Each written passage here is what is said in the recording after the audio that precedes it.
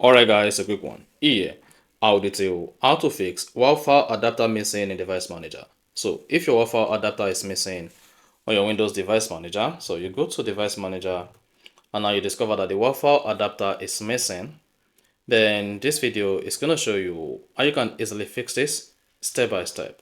So if at the end of this you found this offer informative, please don't forget to like and then subscribe. Now, to fix Wi-Fi adapter missing in Device Manager on Windows 11 or Windows 10, all you simply need to do is go ahead and click on the Start button. Then select Settings. Once you selected Settings, you want to hang on for the Settings page to open.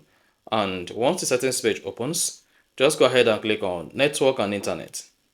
After that, scroll down the page, then select Advanced Network Settings. So once you selected Advanced Network Settings, you want to make sure you scroll to where you say Network Reset.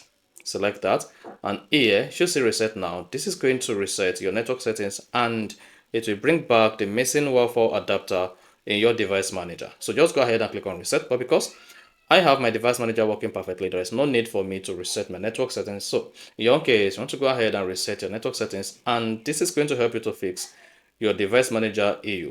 And that's it. So if you found this offer informative, please don't forget to like and then subscribe.